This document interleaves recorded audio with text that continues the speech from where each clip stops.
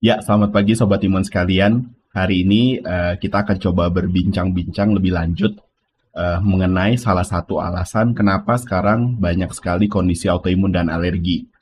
Saya akan memberikan penjelasan terutama terkait pengaruh dari kerusakan lapisan perlindungan tubuh atau yang kita sebut sebagai epithelial barrier dan bagaimana cara mengatasinya. Saya juga akan sedikit sharing mengenai apa itu endocrine disruptor chemicals dan apa yang bisa kita lakukan untuk mengidentifikasi dan menggantikannya. Nanti supaya teman-teman nggak bingung karena pembahasannya agak panjang, saya akan berikan link chapter-chapternya di bawah sehingga kalau teman-teman mau maju-majuin, cepet-cepetin itu bisa dilakukan untuk menjawab sesuai dengan kebutuhan teman-teman sendiri. Jangan lupa juga ajukan pertanyaan di kolom komentar apa yang bisa kita bahas bersama gitu ya. Begitu juga kalau misalnya teman-teman mau mengajukan usulan topik juga boleh, apalagi yang harus kita bahas untuk membantu supaya kita semua bisa mencapai remisi. Yuk kita mulai pembahasannya sekarang ya. Nah, jadi Sobat Imun sekalian, yang pertama kali sedikit cerita dulu. Kenapa saya membahas mengenai epithelial barrier theory. Jadi Desember tahun kemarin di 2024, saya mengikuti Kongres Asia Pasifik Allergy, Asthma, and Clinical Immunology Association Kongres di Kuala Lumpur, Malaysia. Nah, di situ ada pembahasan dari Prof. Sesmi Akdis. Ini beliau merupakan ahli imunologi dari Swiss, salah satu tokoh terkemuka sudah lama puluhan tahun bergerak di penelitian terkait alergi dan imunologi. Nah, beliau menyampaikan bahwa saat ini sebagian besar kondisi penyakit kronik ternyata ada hubungannya dengan kerusakan lapisan epithelial barrier dan kemudian beliau juga membagikan bagaimana cara kita dapat melakukan langkah-langkah untuk mengatasinya hal itu.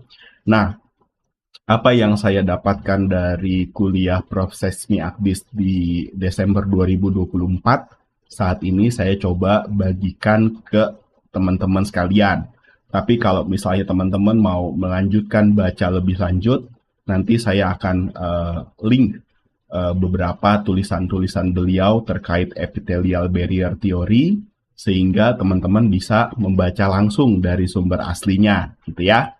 Nah, pertama-tama hal yang menjadi perhatian adalah memang saat ini terjadi peningkatan kasus autoimun dan alergi di seluruh dunia.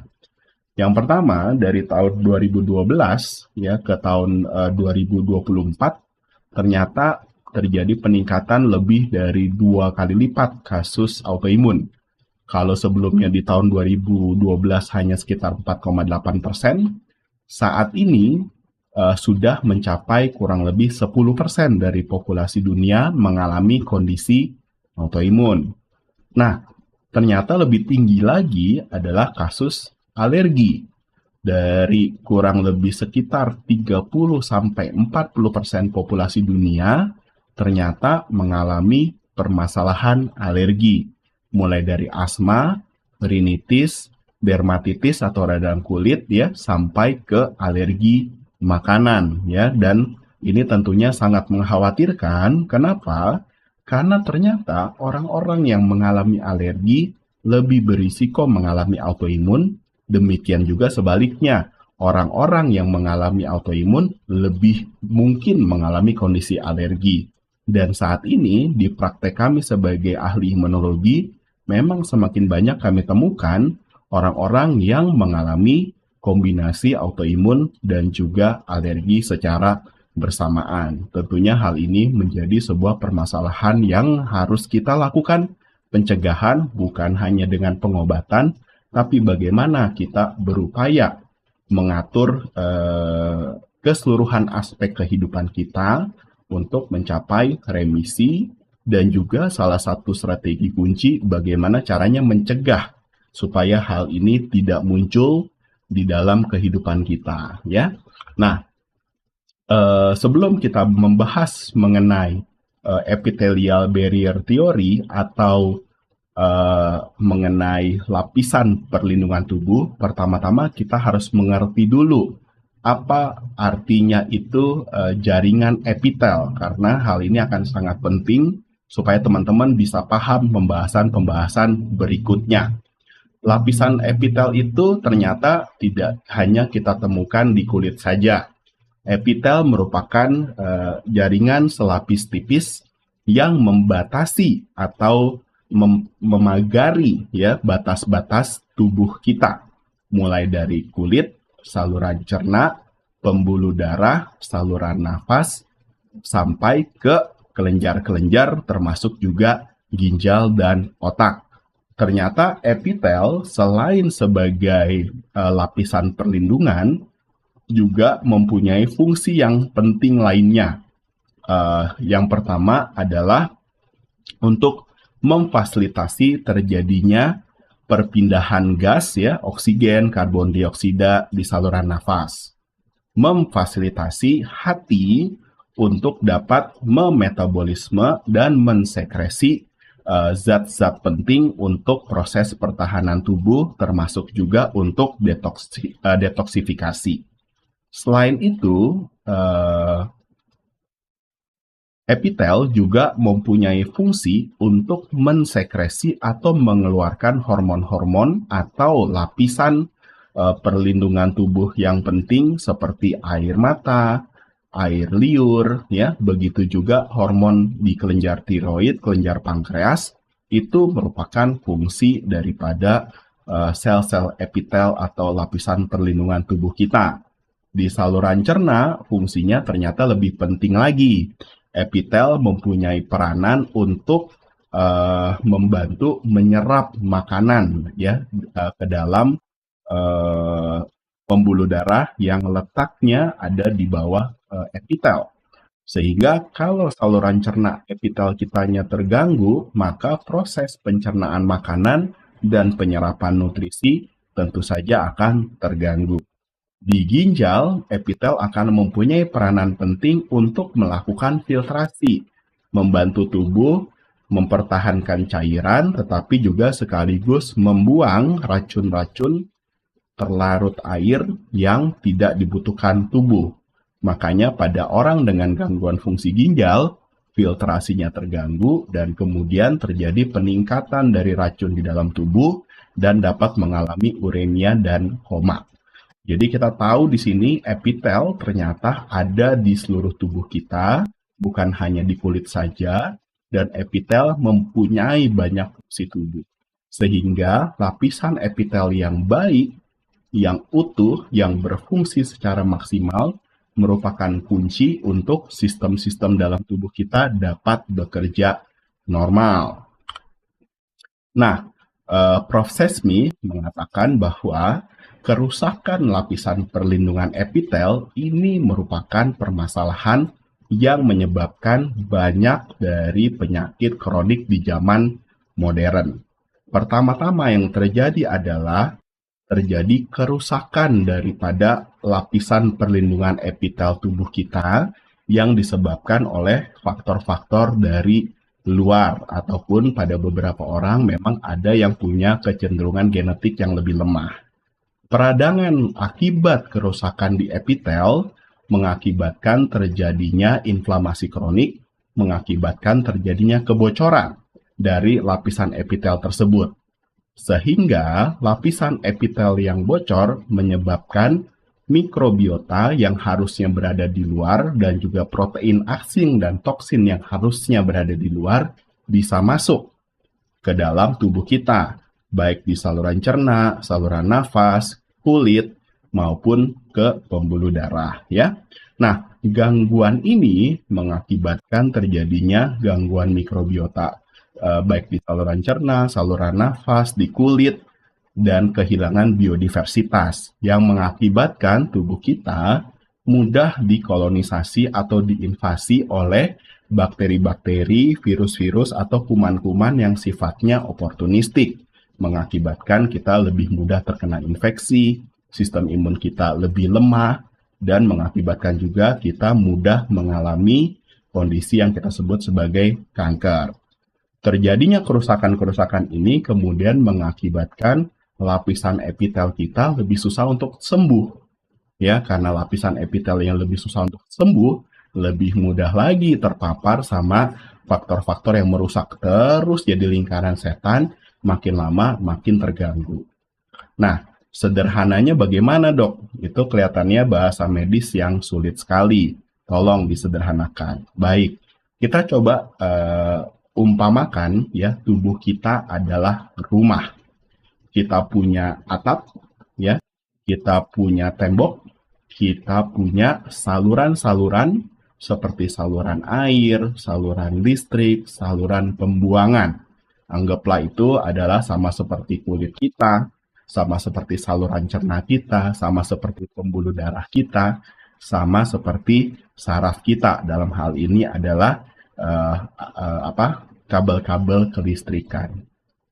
Apa yang terjadi kalau misalnya atap kita bocor, tembok kita retak, lantai kita hancur berantakan, pipa kita bocor, listrik kita korslet. Ya. Nah, tentunya kita akan mencoba memperbaiki supaya atap yang bocor rapi lagi, tembok yang retak rata lagi, lantai yang sompal-sompal bagus lagi. Tetapi kadangkala usaha kita untuk memperbaiki malah menyebabkan terjadinya kerusakan yang lebih lanjut. Ini yang seringkali terjadi pada sistem imun yang kemudian bekerja berlebihan mengakibatkan kerusakan lebih lanjut. Salah-salah adalah yang terjadi kerusakannya makin hebat, kebocorannya makin hebat, retaknya makin besar, dan korsletnya makin bermasalah sehingga rumah tersebut pada akhirnya akan kolaps, ya. Nah, bagaimana cara terbaik? Tentunya adalah pertama-tama adalah menghindari jangan sampai atapnya bocor, menghindari jangan sampai dindingnya retak, menghindari jangan sampai pipa atau saluran kelistrikannya menjadi bermasalah. Nah, sekarang kita coba lihat faktor-faktor apa saja di dalam kehidupan modern kita yang mengakibatkan rumah kita yang adalah tubuh kita ini mengalami kerusakan.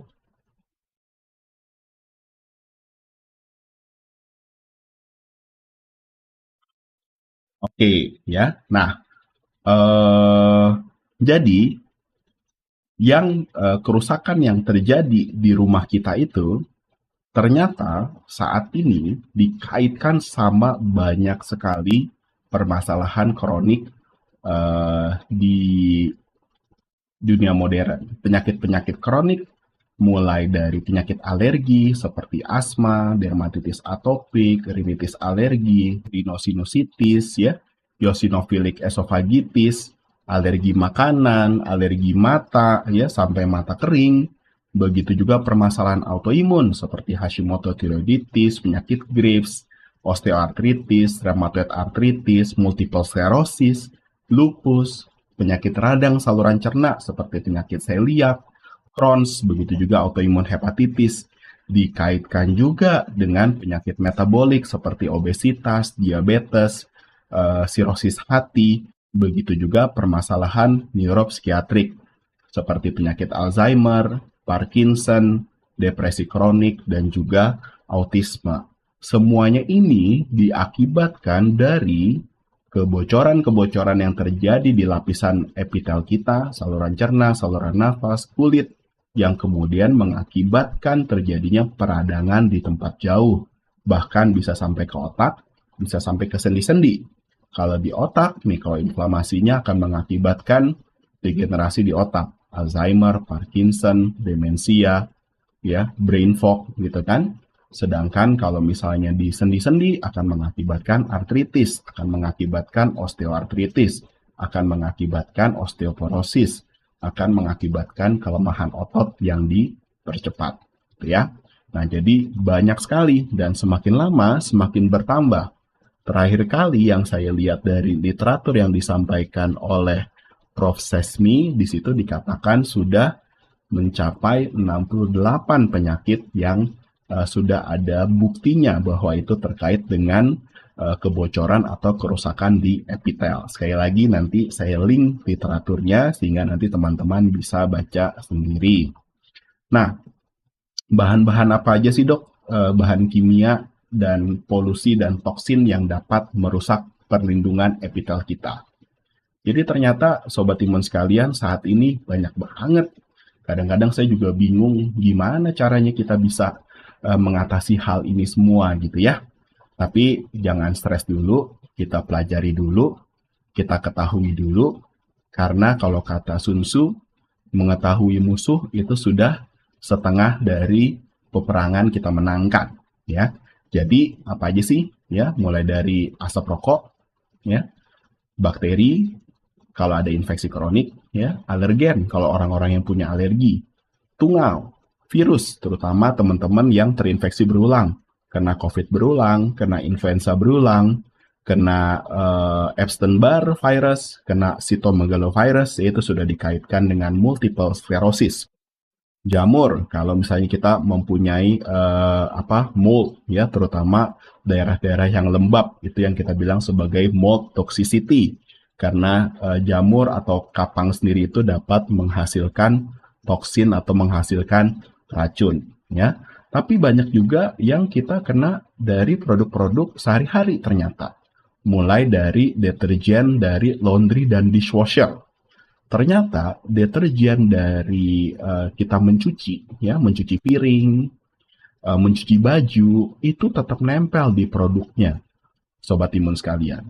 Saat terkena baju, terkena badan kita, kulit kita, itu bisa menimbulkan reaksi iritasi, bisa menimbulkan kelemahan daripada epitel-epitel yang melindungi tubuh kita. Begitu juga dari sabun cuci yang masih menempel di alat makan. Ya, saat kita makan, deterjen tersebut ternyata masih terkandung di piring, di sendok, di garpu, dan kemudian tidak sengaja kita makan bareng bersama dengan makanan kita. Begitu juga surfaktan, ozon, ya. Saat ini ngetren banyak orang melakukan terapi ozon. Tapi Sobat Imun sekalian, ozon itu toksin. Ya, O3 itu merupakan senyawa radikal bebas yang sangat kuat. Dan itu membuat tubuh kita stres, menimbulkan kerusakan-kerusakan. Nanopartikel, ya, jadi partikel-partikel kecil yang bisa tembus masuk ke dalam kulit kita, ke dalam saluran cerna kita, dan itu kemudian beredar kemana-mana. Yang jadi masalah, nanopartikel tersebut kemudian nyangkut ke organ-organ dengan pembuluh darah kecil yang kita bilang arteri, seperti otak, paru, ginjal. Itu menimbulkan permasalahan. Makanya kadang-kadang kita suka ada laporan orang-orang yang menggunakan suplemen tertentu, menggunakan produk kosmetik tertentu, kemudian mengalami permasalahan gagal ginjal atau mengalami permasalahan stroke dan lain sebagainya. Ya, begitu juga sampo, begitu juga sabun yang mengandung deterjen itu merusak lapisan perlindungan tubuh kita.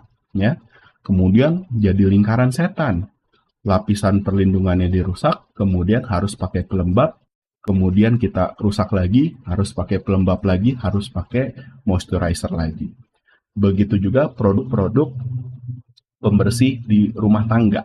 Ya, jadi kalau misalnya kita pakai pembersih lantai gitu ya, yang menggunakan deterjen, menggunakan antiseptik, menggunakan bahan-bahan toksik lainnya, yang menjadi permasalahan adalah bahan tersebut kemudian tidak hilang, nempel di lantai. Ya, kemudian kita terutama kalau punya hewan peliharaan, punya anak kecil, ya, itu akan terpapar karena mereka banyak bermain di lantai. Ya, begitu juga enzim atau emulsifier yang ada di makanan ultraproses. Ya, bayangkan, terutama yang di saus-saus ya, dia bisa mengemulsi lemak dengan air. Ya kan, sangat kuat. Nah, pada saat kita makan, emulsifier tersebut kemudian tetap juga masih bekerja di saluran cerna kita, dan kemudian dia mengemulsi lemak dan air yang harusnya di sel itu, dinding sel, merupakan namanya lipid bilayer ya. Jadi pada saat teremulsi, maka lipid bilayer tersebut akan rusak. Makanya saat ini kita banyak sekali orang-orang yang mengalami gastritis, mengalami radang di saluran cerna, mengalami luka lambung, ya. Dan kemudian kita mengatasi dengan obat-obatan menurunkan asam lambung. Padahal yang menjadi permasalahan adalah emulsifier di makanan-makanan yang dimakan yang merusak terus lapisan-lapisan perlindungan saluran cerna kita. Bagaimana itu nggak jadi lingkaran setan yang kemudian yang nggak baik-baik ya. Belum lagi kalau kita berbicara mengenai mikroplastik ya. Jadi sobat imun sekalian, ada sebuah studi terakhir orang-orang dengan demensia, Alzheimer gitu ya, yang meninggal cepat saat otaknya dibiopsi, itu ternyata di otak kita aja kita bisa ketemu mikroplastik. Jadi partikel-partikel kecil plastik yang kemudian itu menyebabkan peradangan di otak. Ya. Nah, belum lagi pasta gigi. Pasta gigi yang mengandung deterjen, itu sebenarnya dia merusak lapisan perlindungan alamiah yang ada di gigi kita. Dan dia kemudian akan mengakibatkan peningkatan dari bakteri-bakteri atau mikroba-mikroba yang sebenarnya tidak ada tempatnya di mulut kita, gitu ya. Nah, itu jadi bikin masalah, ya. Nah, dengan lapisan perlindungan yang bocor ini, ya, kemudian mengakibatkan alergen, polutan, toksin, mikroba, protein asing itu bisa masuk ke dalam saluran cerna kita. Bahkan akan mengakibatkan sebuah protein yang sebenarnya tidak masalah, ya. Contohnya gluten. Gluten seringkali saat ini dijadikan kambing hitam akibat penyakit-penyakit kronik. Yang sebenarnya permasalahannya adalah gluten harusnya merupakan protein makanan yang sudah dicerna di dalam rongga saluran cerna, dipecah menjadi asam amino. Yang menjadi permasalahan adalah gluten itu harusnya nggak bisa tembus masuk ke dalam pembuluh darah. Tetapi saat lapisan saluran cerna kita rusak, saluran cerna kita leaky, protein gluten itu masuk ke dalam pembuluh darah. Nyangkut di otak, nyangkut di sendi, nyangkut di kulit.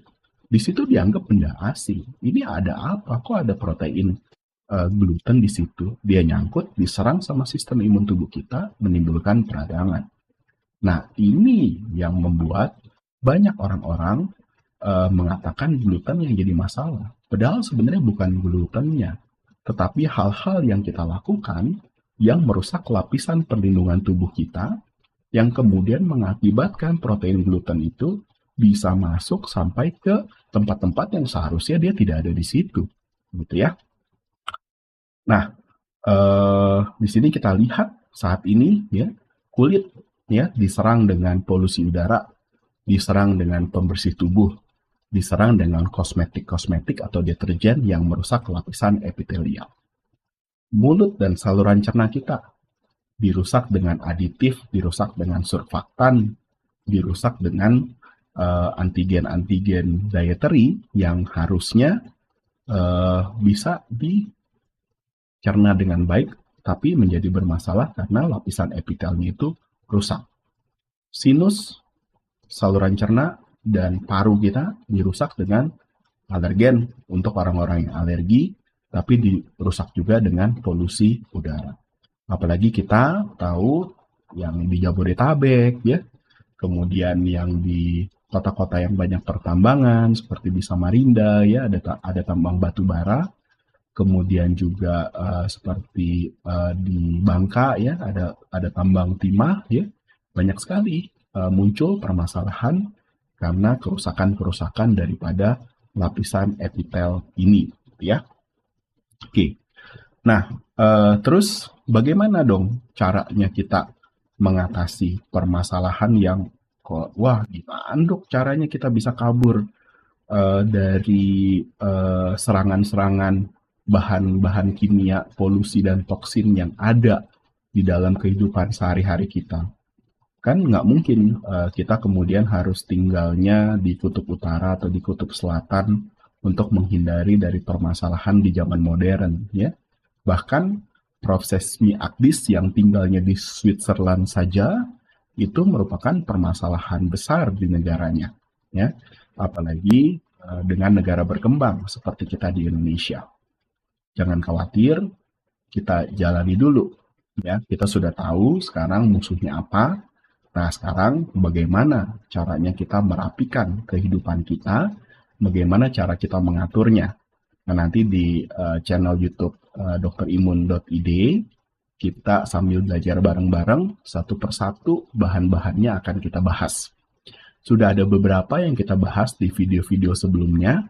Nanti teman-teman bisa cek ya di postingan-postingan sebelumnya mengenai gaya hidup anti inflamasi. Tapi satu hal dulu, rumah kita, tubuh kita itu adalah harus kita jaga pilar-pilarnya supaya rumah kita ini tidak menjadi rubuh. 5 pilar yang akan mendukung rumah kita untuk sehat, kesehatan tubuh, kesehatan jiwa dan pikiran adalah tidak boleh tergantikan. 5. Yang pertama adalah diet alamiah, bernutrisi tinggi dan seimbang. Sebisa mungkin sebagian besar asalnya dari tumbuh-tumbuhan. Yang kedua adalah olahraga dengan intensitas sedang. Ingat ya, intensitas sedang. 60-70% dari denyut jantung maksimal atau VO2 max. Bukan intensitas tinggi, apalagi sampai high intensity interval training. Lakukan olahraga intensitas sedang secara rutin dan teratur setiap hari kurang lebih 30-60 menit, bila lebih bagus lagi. 3. Tidur cukup, berkualitas baik dan teratur. Dan kata kunci yang utama adalah teratur. Tidur merupakan mekanisme yang sudah diciptakan Tuhan untuk merestorasi tubuh kita. Tidur terjadi secara otomatis pada orang-orang zaman purbakala. Mulai tidur saat matahari terbenam, bangun pada saat matahari terbit. Yang menjadi permasalahan, kita saat ini punya lampu, kita punya gadget, dan lain sebagainya. Nah, sehingga tidur yang teratur dan berkualitas baik ini menjadi susah. Nanti kita akan bahas mengenai sleep hygiene, tapi tentunya tidak di video ini supaya tidak terlalu panjang. Yang keempat adalah mengelola stres, menjaga hubungan baik dengan sesama. Sudah sering saya sebutkan studi mengenai kesehatan ya dari Harvard lebih dari 80 tahun. Prediktor utama untuk kesehatan baik di usia 50 dan 80 tahun bukan kekayaan, bukan status ekonomi, bukan kekuasaan, bukan sekolah yang tinggi dan lain sebagainya, tetapi adalah hubungan baik dengan sesama. Ya. Yang kelima tentunya adalah aktif untuk mengelola kesehatan lingkungan tempat tinggal kita. Ya. Nanti bisa dicek videonya satu-satu. Begitu juga kalau kita sudah punya masalah, bagaimana cara kita menerapkan langkah-langkah gaya hidup anti-inflamasi.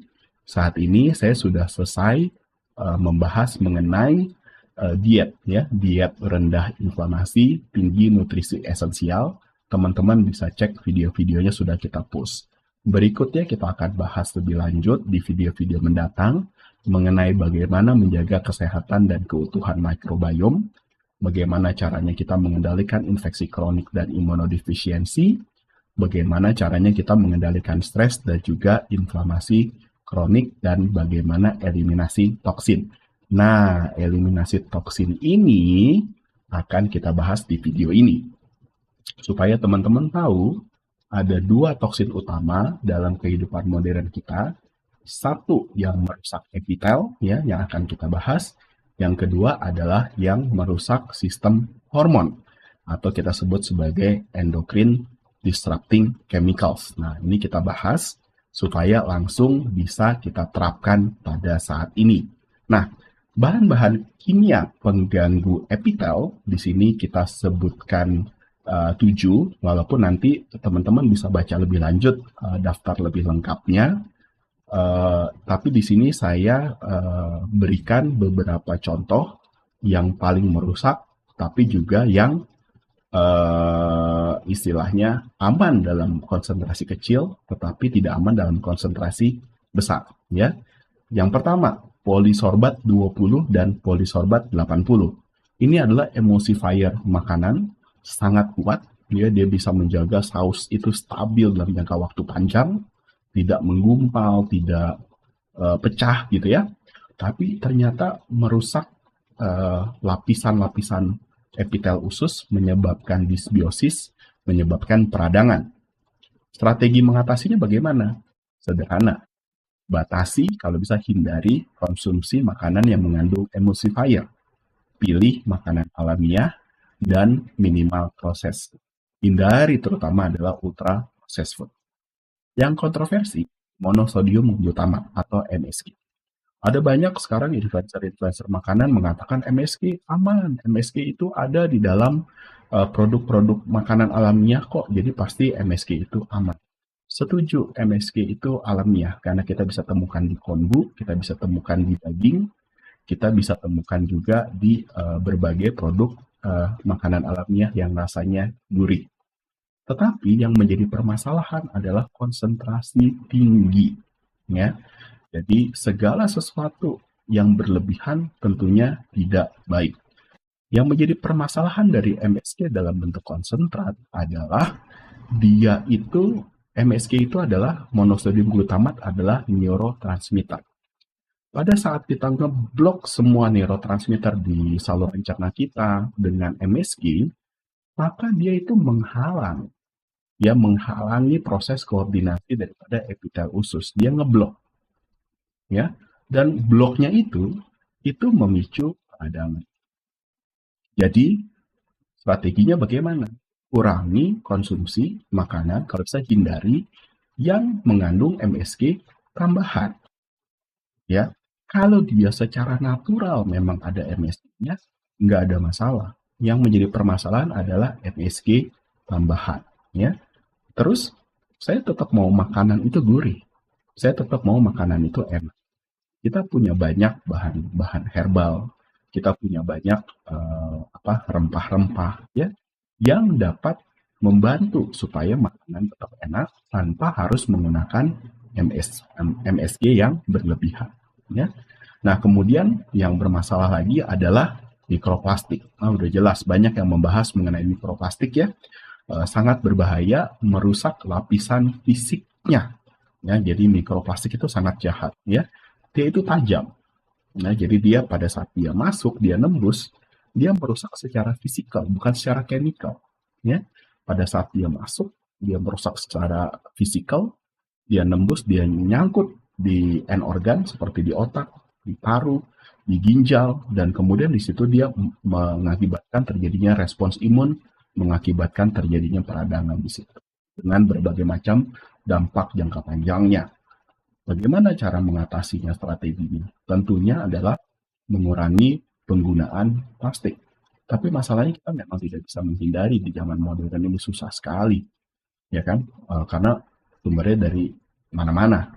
Tapi bukan berarti kemudian kita mengambil sifat mengalah bahwa nggak bisa lah, nggak bisa dihindari, ya udahlah bodo amat. Enggak dong. Ya, kita coba hindari. Tempat makan kita ganti dengan keramik, kaca, atau stainless steel misalnya. Ya, baik. Nanopartikel, ya, ini banyak ngetren di beberapa produk, tapi ternyata partikel-partikel yang terlalu kecil itu kemudian mengakibatkan terjadinya stres oksidatif dan mengakibatkan terjadinya peradangan di jaringan epitel. Lalu, bagaimana? Hindari produk kosmetik atau makanan yang mengandung nanopartikel. Nah, lucunya yang sering kita jumpai ya, kalau produk kosmetik banyak ya yang mengandung nanopartikel. Ini saat ini produk suplementasi makanan, terutama pada anak-anak muda ya, laki-laki yang sedang melakukan latihan pembentukan otot gitu ya, banyak yang menggunakan produk whey protein gitu yang mendapatkan bahan tambahan, katanya memperbaiki respons untuk pembentukan otot. Tetapi banyak yang datang ke saya adalah dengan radang saluran cerna. Tentu ini menjadi permasalahan ya, tetapi untungnya ya banyak pasien-pasien tersebut ya yang hanya kita hentikan suplementasinya tersebut, kemudian radang saluran cernanya bisa baik gitu ya. Jadi di situ keuntungannya masa muda ya karena proses pemulihan jaringan lebih bagus. Nah, deterjen ya, sodium dodesil sulfat, sodium lauryl sulfat, sodium lauret sulfat ya. Kulit aja bisa keset. Keset di kulit itu sebenarnya lapisan lemaknya rusak, sedangkan lapisan lipid merupakan perlindungan alamiah kulit. Piring dicuci, lemak yang begitu jahat aja dengan deterjen bisa hilang. Bayangkan tubuh kita dicuci dengan deterjen, ya. Jadi tentunya adalah gunakan produk pembersih atau perawatan kulit yang bebas deterjen, pilih produk alami atau hipoalergenik. Kalau saya pribadi, saya melangkah lebih jauh. Saya untuk sehari-hari, kecuali kotor sekali, saya mandi menggunakan spons saja dengan air suam-suam kuku dan kita bersihkan secara mekanik. Kalau kotor, baru kita gunakan sabun bebas deterjen. Ya, di situ kita gunakan dengan sponsnya baru sehingga kita tidak menggunakan pembersih terlalu banyak, ya, dan kita hanya ngambil dampak surfaktannya sedikit gitu ya untuk bantu kita untuk membersihkan, ya. Tapi sehari-hari kita pakai sponsnya saja untuk membersihkan secara mekanikal, ya. Polusi udara ya sulit sekali saat ini. Bila memungkinkan ya pasang air purifier di rumah, tapi paling tidak saat keluar pakai masker kalau kualitas udaranya sedang buruk. Kita bisa lihat di IQR, kita bisa lihat di nafas.id ya, dan kita juga bisa membantu menanam tumbuhan di rumah untuk meningkatkan kualitas udara ya, seperti katanya yang bagus itu adalah seperti Sansevieria ya, tanaman di dapur tua itu akan sangat bermanfaat. Begitu juga bahan kimia rumah tangga ya. Hindari penggunaan bahan kimia yang sifatnya keras. Beralih ke produk pembersih alami dan ramah lingkungan. Sekarang banyak yang sharing seperti ekoenzim, kemudian baking soda, ya cuka ya vinegar gitu. Itu dapat membersihkan dengan cara yang lebih safe, tetapi tidak menimbulkan kerusakan lebih lanjut, ya.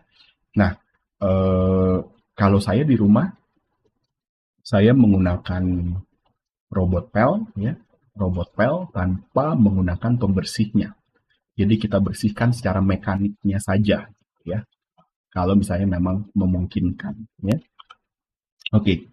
Nah, selain yang merusak epitel, zaman sekarang itu juga banyak bahan-bahan yang mengganggu hormon. Kenapa saya tambahin di sini? Karena endokrin atau hormon disruptor ini sangat penting, terutama bagi rekan-rekan wanita. Ya, bagi rekan-rekan wanita, keseimbangan hormon estrogen, progesteron, ya, karena teman-teman punya siklus bulanan menstruasi, itu kan selalu berfluktuasi. Dan endokrin disruptor ini sangat bermasalah. Walaupun bukan laki-laki juga nggak ada masalah ya, karena laki-laki juga tetap punya kelenjar tiroid, tetap punya kelenjar pankreas yang menghasilkan insulin gitu ya. Tetapi lebih berdampak sangat pada teman-teman wanita. Laki-laki juga harus waspada. Beberapa yang harus diwaspadai adalah paraben. Paraben ini biasa digunakan sebagai pengawet.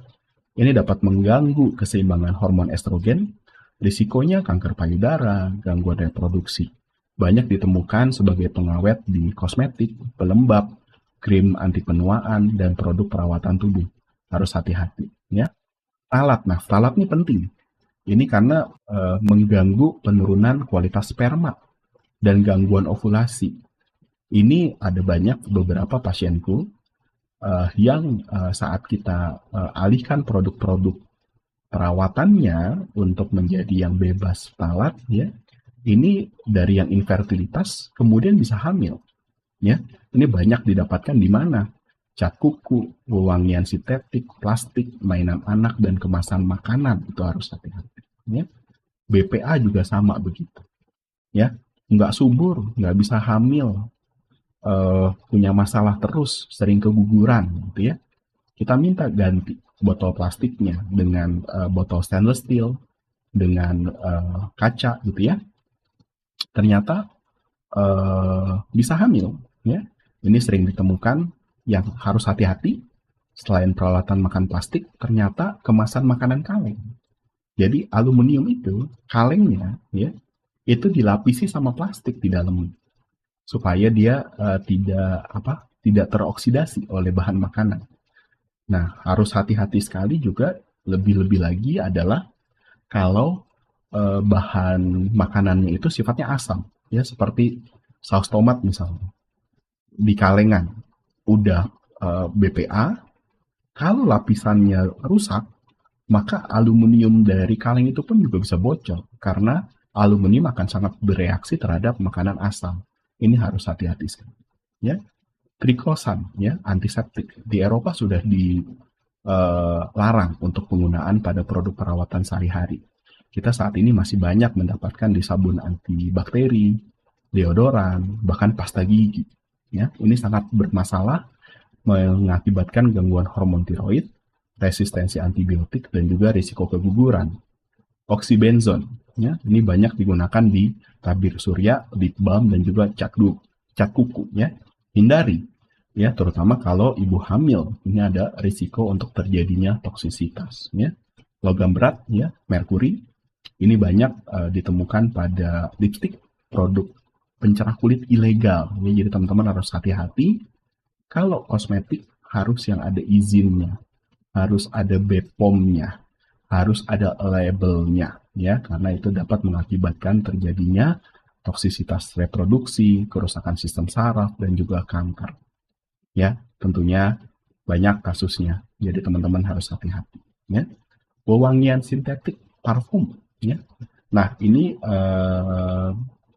saya sendiri masih pakai parfum, ya, tapi tidak digunakan langsung di badan, ya, karena itu bisa mengakibatkan terjadinya iritasi kulit, gangguan pernafasan, gangguan hormon, terutama kalau ada campuran ftalatnya, ya. Jadi kalau masih mau menggunakan parfum, gunakan di baju, ya. Tapi harus hati-hati dengan produk-produk yang bersentuhan langsung dengan kulit kita. Lotion, produk perawatan rambut, dan juga pengharum ruangan. Mesti hati-hati, ya.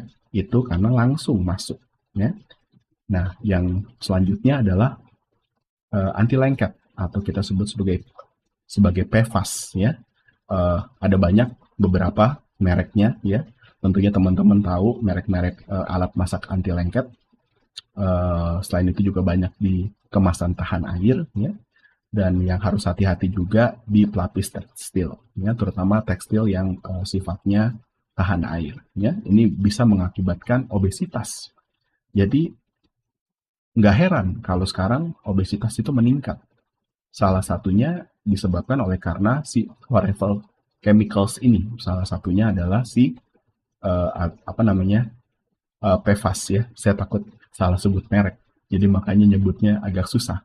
Nah, itu menyebabkan kegemukan karena dia menghambat kerja hormon, ya. Nah, formaldehid, ya, tentunya teman-teman tahu ini formalin, ya. Tapi ternyata masih banyak digunakan di pengawet kosmetik, di cat kuku, produk pelurus rambut, ya. Formaldehid ini berbahaya sekali karena sifatnya karsinogen. Nah, dioksin kita juga harus hati-hati, mengakibatkan kerusakan sistem reproduksi, kanker, gangguan perkembangan janin. Ya, teman-teman lihat di sini ada banyak produk-produk chemical sehari-hari yang kita temukan yang mengakibatkan terjadinya infertilitas gitu ya. Jadi sebelum heboh-heboh, kalau kesulitan hamil atau sering keguguran, tanya dulu ada nggak paparan dari produk-produk ini dan kita perbaiki dulu. Karena banyak pasien kita yang sebenarnya kita obati untuk kondisi autoimunnya, tapi kita juga minta untuk menghindari hal-hal seperti ini, habis itu bisa hamil, walaupun dengan kondisi autoimun. Ya. Ini dioksin banyak ditemukan di hasil samping industri, polusi udara, dan juga makanan yang terkontaminasi, ya, seperti daging ataupun ikan. Oke. Nah, susah banget tuh. Gimana dong? Bahan kimianya banyak, gitu ya. Terus kalau ada bahan kimia baru, gimana caranya kita bertanya? Cukup 2 pertanyaan. Ya, karena tidak semua bahan kimia itu berbahaya. Karena ya dunia kita itu adalah kimia. Pisang aja kimianya komposisinya ratusan. Apel kimianya komposisinya ratusan. Tapi ajukan dua pertanyaan ini. Pertanyaan pertama adalah apakah bahan tersebut tersedia tidak di alam secara alamiah? Ya, kalau dia tersedia, biasanya aman. Tapi pertanyaan kedua, apakah bahan-bahan tersebut terkandung dalam batas-batas alamiah? Ya, karena di alam saja bahan-bahan tertentu dalam kadar tinggi sifatnya racun, ya kan? Jadi dua pertanyaan, ada nggak di alam? Yang kedua, kadarnya itu alami nggak, gitu ya? Kalau berlebihan tentu tidak baik. Contoh kasus, yang pertama lecitin. Lecitin ada di kuning telur, ada di kedelai. Di kuning telur, lecitin bisa buat bikin mayones itu menjadi emulsified, ya kan? Mayones itu kan emulsifikasi dari air dan juga lemak, ya. Kedelai, ya, kedelai juga mengandung lecitin. Makanya susu kedelai secara alamiah dia tidak mengendap, dia bisa terus. Tapi yang menjadi permasalahan adalah diekstrak lecitin dari kedelai menjadi soy lecithin dalam konsentrasi yang sangat tinggi untuk membantu mengemulsifikasi makanan olahan. Itu yang bikin jadi masalah. Begitu juga sama MSG. Tadi kita sudah bahas ya, terkandung secara alamiah di konbu, di daging, ya, menjadi berbahaya karena konsentrasinya yang sangat tinggi. Kalau bahannya tidak ada di alam, seperti BPA. BPA itu adalah produk dari industri plastik, itu dari olahan minyak bumi, ya, tidak ada di alam, jadi berbahaya dalam konsentrasi berapapun. Begitu juga plastik, mikroplastik, ya, plastik tidak ada di alam, plastik merupakan bahan sintetik. Karena dia bahan sintetik, dia berbahaya dalam konsentrasi berapapun. Kenapa? Karena tubuh manusia tidak berevolusi untuk beradaptasi terhadap bahan-bahan tersebut. Ya, kita manusia itu berevolusi ratusan juta tahun untuk beradaptasi terhadap lingkungan dunia kita. Namun saat ini di zaman modern, hanya dalam waktu ratusan tahun, dunia sangat berubah. Jadi metabolisme kita, sistem enzim kita, sistem imun kita, sebenarnya siapnya untuk hidup di zaman purbakala. Tetapi saat ini harus menghadapi perubahan yang sangat cepat di zaman modern. Jadi, ajukan dua aja pertanyaan itu. Bahannya ada di alam atau enggak? Bahannya terkandung dalam batas-batas alami atau tidak? Kalau dua-duanya terpenuhi, seharusnya bahan tersebut aman. Kalau tidak terpenuhi, berarti seharusnya bahan tersebut tidak aman. Baik, jadi sekian pembahasannya agak panjang nih, hampir 50 menit. Silahkan komentar, ajukan pertanyaan, tapi bisa juga kirim saran, kritik, dan pertanyaan Anda ke email binaimun@gmail.com. Ada banyak link-link media sosial kalau misalnya mau belajar lebih lanjut. Mudah-mudahan berguna bagi Sobat Imun sekalian. Salam imunohomeostasis.